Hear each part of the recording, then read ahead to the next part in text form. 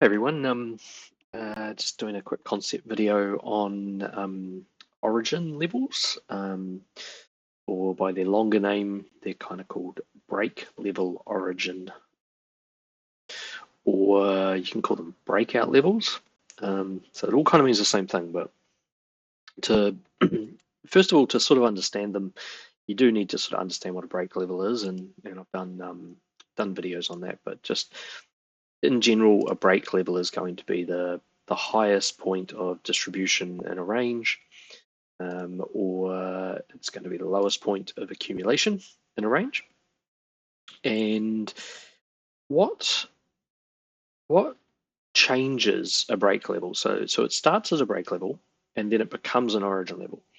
So what makes it become an origin level is when it does the opposite thing of what it should. So when a break level is hit by price, it should actually say that we are breaking out of that distribution range. So in this instance on Bitcoin here, 110,000 down to the bottom here, which was, was that down to the bottom here, which was 103. That was a range of distribution. Now, in that range of distribution, you have a high and you have a low. The high is the break level, because if accumulation ever manages to touch that high, it means that you have reversed all of the distribution that happened in that range. So that is why they call it your break level. You have broken the range of distribution. So when you break the range of distribution, logically, the next thing is you should go up. And if you look at normal levels, so if we just skip back a little bit here, this is a break level. And it's got two candles, so it's a distribution range. We come up past the top, we close the top, and we go up. Okay, so that's what a break level should do. This one actually went up with so much volume that quite possibly it was an origin level, and actually, yes, it was back here, but we won't go into that. Let's just look at it here. Normally you don't see that kind of ferocious move straight off an actual break level, but let's look at this one down below. That's another break level. You got a 2 candle range. You come up above, you hard close, you retest, you go up. That becomes your break level from the distribution. Hard close, you go up.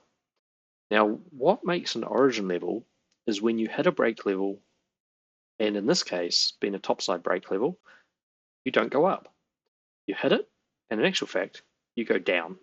So that is what creates an origin level, because a level, when the distribution is broken or when the accumulation is broken, that level should actually result in the price continuing in that direction. So we hit this top, we should go up. We hit this bottom, we should go down. Okay. Now, if any point the opposite to that happens, then what it means is that you've created an origin level. So since this one is actually such a ferocious looking one, let's just skim back over here and let's find the origin level. So here we go. Here's our origin level.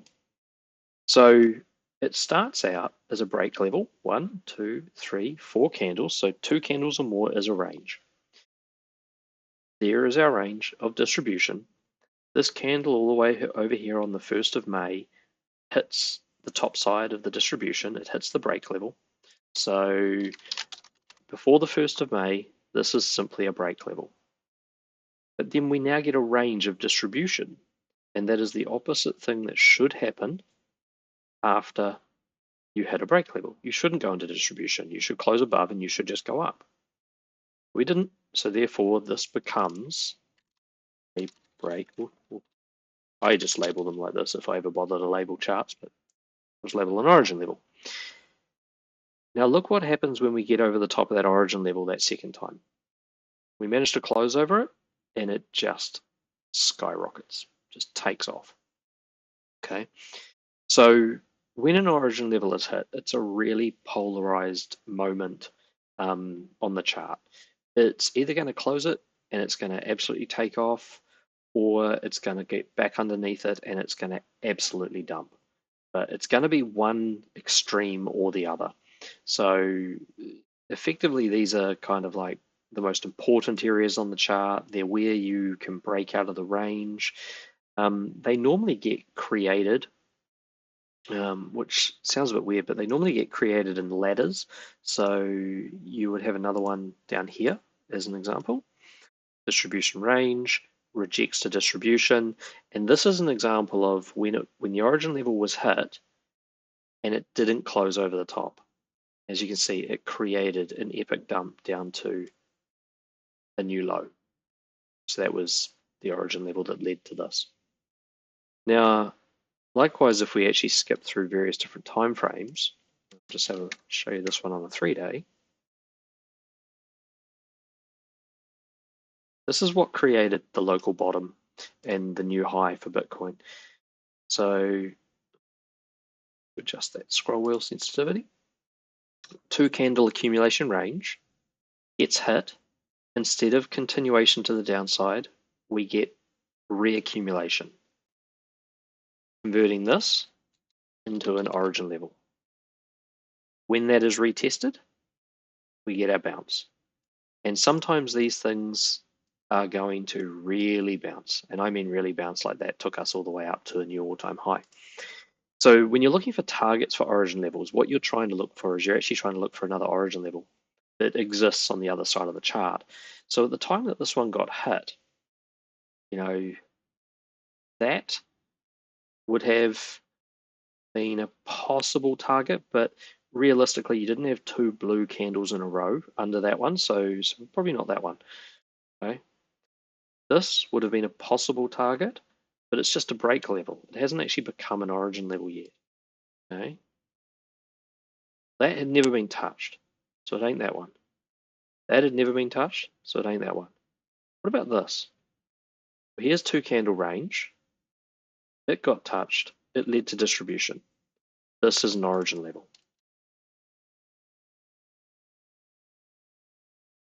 All right.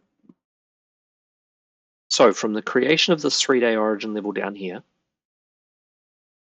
to the untouched origin level up here, you longed Bitcoin from anything around that 78 or lower, and you TP'd at 108. So that is how origin levels are made. That is how you trade them. That's how price sort of moves between them. And they exist across all different time frames, right down to 15 minutes, or 5 minutes, 1 minute even. And there will generally be one somewhere on a time frame at the very, very low of any reversal. So hopefully that explains how they work, what they are, and how to identify them. Yeah, leave some comments, like, subscribe, and if you have any other questions, we'll chuck together some more videos. Cheers, bye.